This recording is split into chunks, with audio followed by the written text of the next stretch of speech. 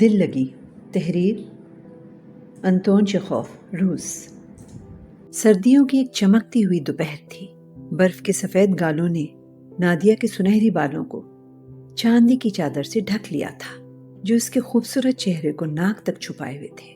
وہ برفانی چوٹی پر کھڑی میرا ہاتھ تھامے سورج کی کرنوں کو دیکھ رہی تھی جو برف سے ڈھکی چٹان سے منعکس ہو کر منشور کی مانند چمک رہی تھی۔ ہمارے قریب اس سرخ ربن سے سجی ایک برف گاڑی کھڑی تھی۔ چلو برف گاڑی میں سوار ہوتے ہیں، ندی زادہ پیٹرونا نے نادیہ سے کہا۔ صرف ایک بار، میں وعدہ کرتا ہوں ہمیں کچھ نہیں ہوگا۔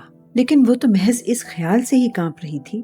اس کے لیے برفانی ڈھلوان کا آخری سرا کسی اندھے کنویں جیسا لگ رہا تھا۔ اس میں اتنی ہمت نہیں تھی کہ نیچے دیکھ سکے۔ ایسا کرتے ہی اس کی سانسیں رک جاتی تھیں۔ اگر اسے یہ فاصلہ اڑ کر طے کرنا پڑتا تو شاید اس کی روح تک نکل جاتی۔ میں تم سے گزارش کرتا ہوں، میں نے کہا، ڈرو مت، یہ تو محض بزدلی ہے۔ آخرکار نادیہ نے میری بات مان لی، مگر اس کے چہرے پر موت کا خوف صاف نظر آ رہا تھا۔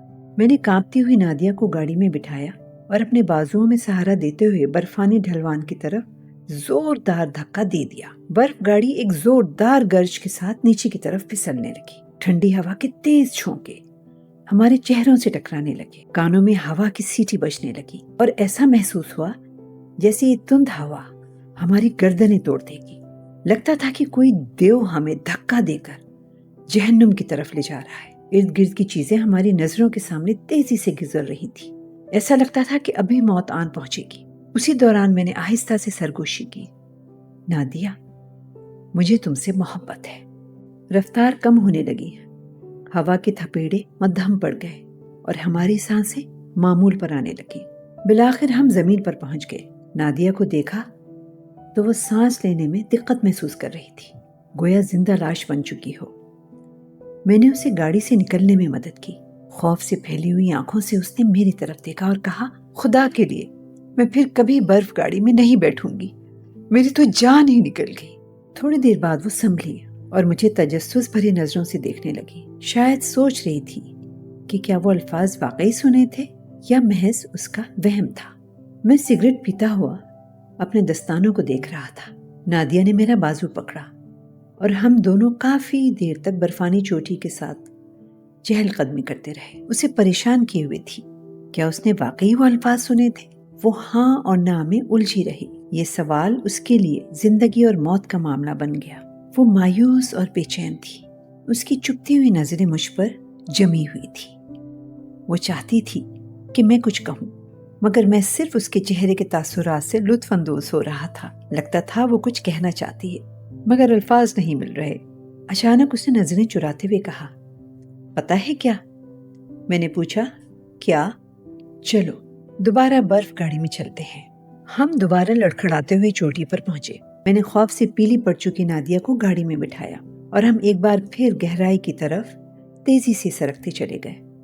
ہوا پھر زوردار تھپیڑے مار رہی تھی۔ جب گاڑی اپنی انتہائی رفتار پر پہنچی، میں نے دوبارہ سرگوشی کی، نادیہ، مجھے تم سے محبت ہے۔ رکنے کے بعد نادیہ نے چوٹی کی طرف دیکھا، پھر میری طرف۔ اس کا چہرہ بے یقینی سے بھرا ہوا تھا۔ کیا یہ الفاظ حقیقی تھے یا محض ہوا کی آواز؟ اس کی بے چینی نے اس کے صبر کو ختم کر دیا تھا۔ لگتا تھا اب وہ رو پڑے گی۔ میں نے کہا، چلو گھر چلتے ہیں۔ وہ شرماتے ہوئے بولی، مگر مجھے یہ سواری اچھی لگی۔ ہاں، کیا ہم پھر سے چڑھیں؟ وہ سلائیڈ کرنا چاہتی تھی مگر پھر بھی گاڑی میں بیٹھتے ہوئے کانپ رہی تھی۔ تیسری بار جب ہم نیچے پھسلے، اس کی نظریں میرے ہونٹوں پر تھی، مگر میں نے منہ پر رومال رکھ کر کھانس دیا، اور جب ہم درمیان میں پہنچے، میں نے پھر سرگوشی کی، نادیہ، مجھے تم سے محبت ہے۔ راز راز ہی رہا۔ نادیہ خاموش تھی مگر اس کی روح بے چین۔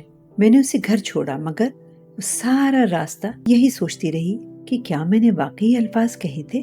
اگلی صبح اس کا خط ملا، اگر آج سلائیڈ پر جاؤ تو مجھے بھی ساتھ لے لینا۔ یہ ہمارا روز کا معمول بن گیا۔ ہر بار جب ہم درمیان میں ہوتے، میں وہی الفاظ دہراتا۔ جلد ہی نادیہ کو ان لفظوں کا نشہ ہو گیا۔ وہ اب اس کے بغیر رہ نہیں سکتی تھی، خواہ وہ خوف زدہ ہی کیوں نہ ہو۔ ایک دن میں اکیلے اسکیٹنگ رنگ پر گیا۔ وہاں بھیڑ میں نادیہ مجھے ڈھونڈتی ہوئی چوٹی پر چڑھ رہی تھی۔ وہ اکیلے سلائیڈ کرنا چاہتی تھی، شاید یہ جاننے کے لیے کیا وہ الفاظ سنائی دیتے ہیں؟ جب وہ گاڑی میں بیٹھی خوف سے اس کا چہرہ سفید ہو چکا تھا۔ اس نے آنکھیں بند کر لی اور خود کو ڈھلوان کے حوالے کر دیا۔ کیا اس نے وہ الفاظ سنے؟ مجھے نہیں معلوم، میں نے صرف یہ دیکھا کہ جب وہ اتری تو بے حد تھک چکی تھی۔